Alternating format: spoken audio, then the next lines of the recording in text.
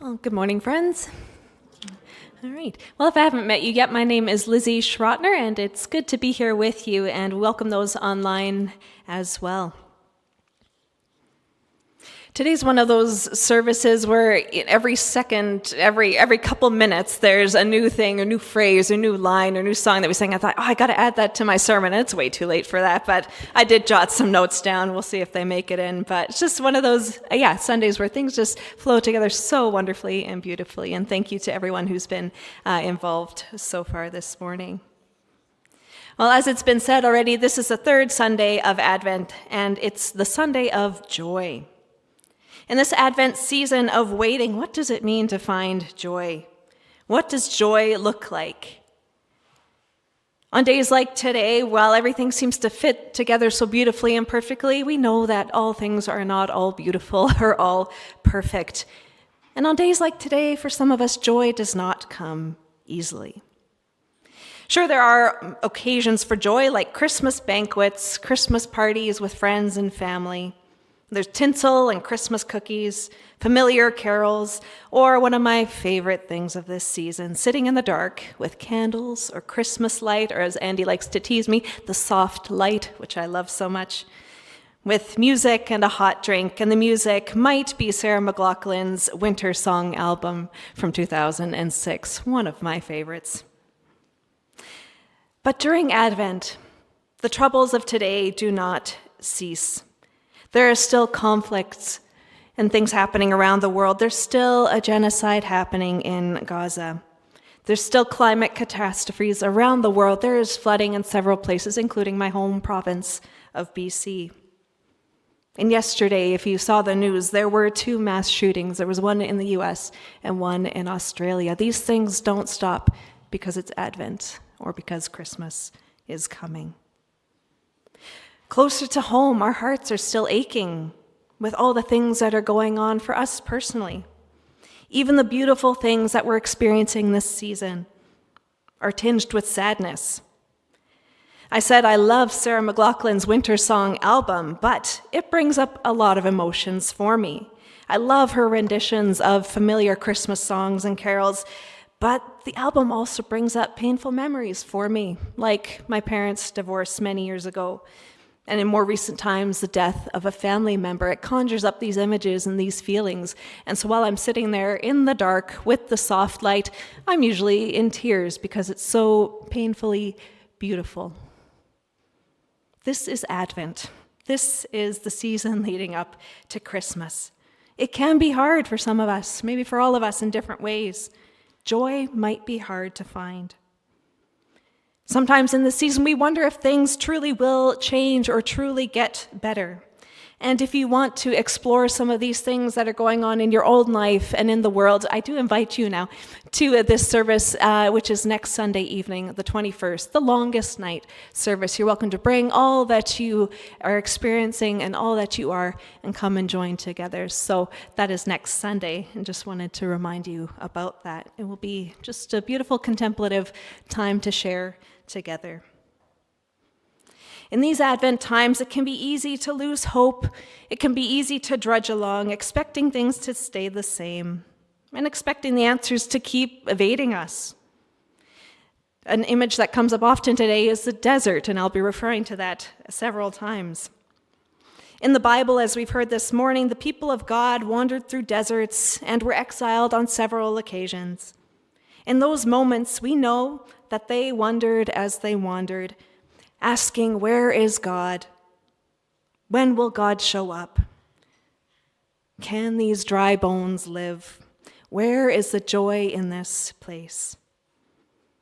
These longings are voiced in the Torah in those first 5 books of the Bible, where the freed Israelites complain to Moses, as we heard around the campfire. These longings are expressed in the poetry of the Psalms and expressed in the speeches and visions of the prophets. These longings shape the stories of the early church as well, so they're throughout the Bible. Yet amid the longings and the complaints and the heartbroken cries of the people, the Bible does offer glimpses of God's provision and goodness along the way. God shows up as Emmanuel, God with us. Sometimes in obvious ways, sometimes in less than obvious ways. God shows up as a still, small voice in the wind, and sometimes in the inquisitive questions of the neighborhood prophet. God shows up. Sometimes the people see God, sometimes they don't. It can be a surprise. Sometimes we don't figure out that God showed up until later. That could be minutes later, decades later, or centuries later. Today, we're still figuring out and theologizing about Jesus showing up and coming to earth as Emmanuel, as God with us. So at this point in the steady, sometimes drudging walk through the desert of human history, we still feel like we're waiting and longing. So, based on the text of this morning, what are we longing for? I just want to offer 3 images. Maybe we're longing for a road or a path through the desert. In the text from Isaiah 40 that we heard, the prophet declares that a path be made in the wilderness. Here in this text we heard, there's a literal seismic shift where mountains are flattened and valleys filled in. An accessible path is made to flourishing and peace, where God is seen and known. In the book of Isaiah, in the chapters about restoration and hope after exile, part of the vision is a safe and clear road through the desert. Is that what you're longing for this Advent?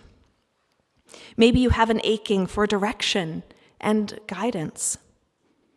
Maybe some of us are looking more toward a destination. Where will I end up? Where is this going to lead? Some of us are looking for signposts and markers along the way. So we're currently in the middle of winter here, and some of us, those of us who drive, know the thrill of losing lanes in the winter and the uncertainty that comes with that.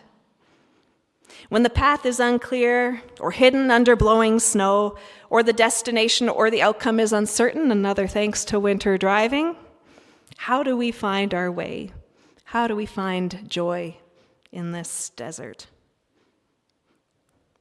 Maybe we're longing for a song, a chorus made up of the voices and instruments of those moving in one direction.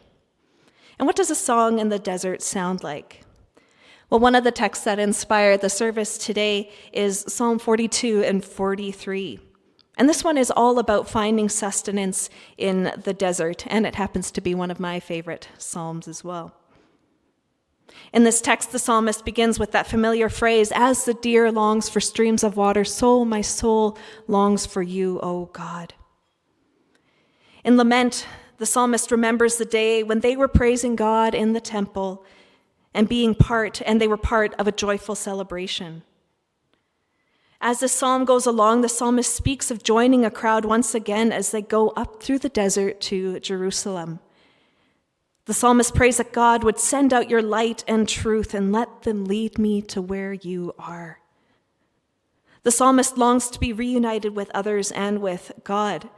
An Old Testament scholar, Walter Brueggemann, he notes in his commentary that the psalm begins with this individual lament, and it moves over the course of the psalm to this communal longing to be together in the temple. Like them, we long for community and communion, a place to join our voices together. And I'm not just referring to music or singing, but joining our voices together to speak together, to shout, to whisper, to proclaim truth over one another and in our world. Such truth spoken is sustenance, a nourishing feast for those on the journey. For those waiting and longing, that's all of us. Words bring hope and comfort and joy. And prayers join us in solidarity with the needs of the world around us and have the power to move our hearts to action. So our words and our collective song can bring healing to this aching world as we wait. And speaking of songs, the last image I want to reflect on is Mary's song in Luke chapter 1, known as the Magnificat. So in the desert, we long for and find joy in a path or direction, in a collective song, and lastly, in a promise. As we wait, we long for the promises that we've inherited from our ancestors, from those who've come before us in our faith story. And we see that here in the text of Luke.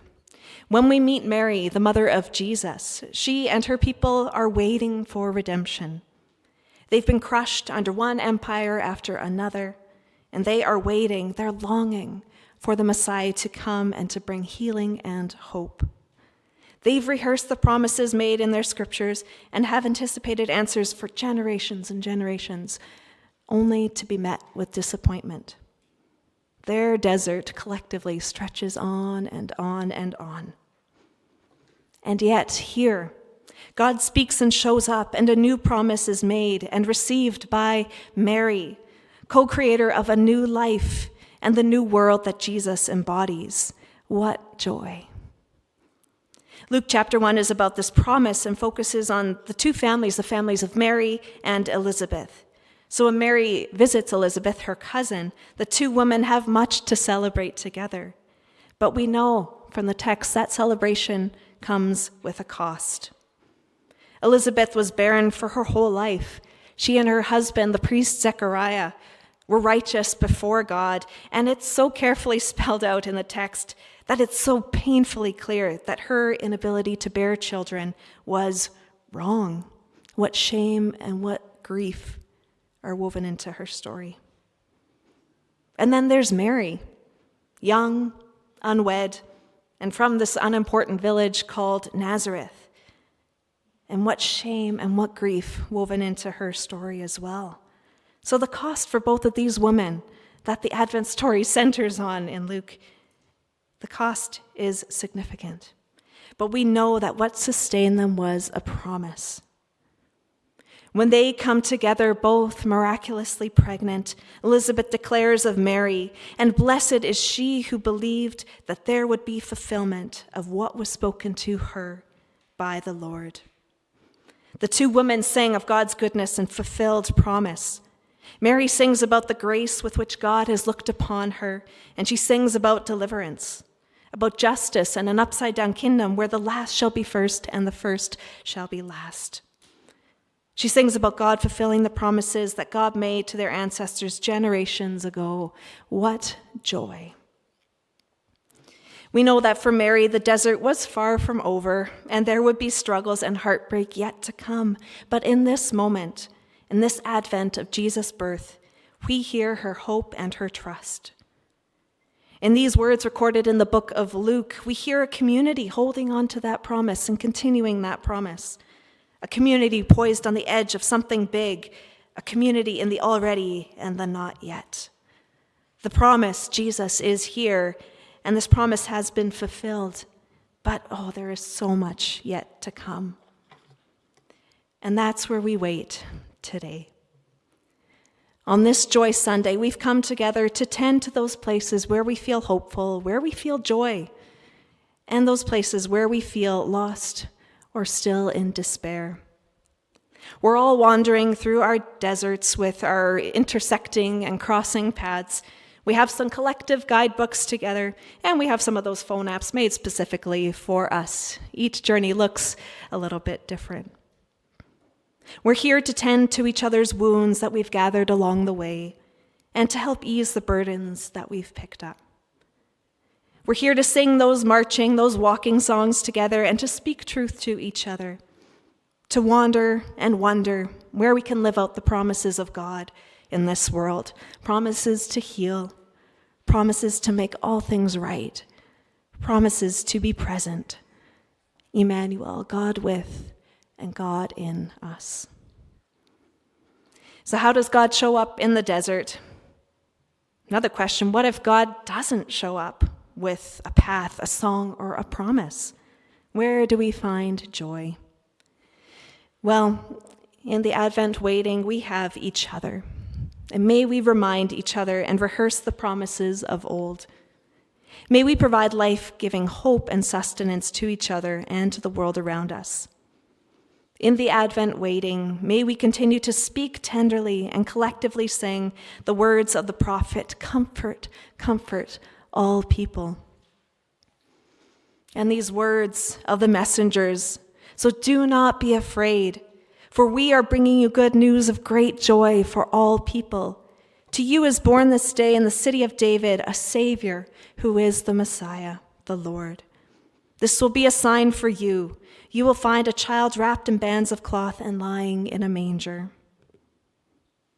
Let's rehearse these stories of old, these familiar words. And suddenly there was with the angel a multitude of the heavenly host, praising God and saying, "Glory to God in the highest heaven, and on earth peace and goodwill among all people." Good news indeed. May it be so. May it be so.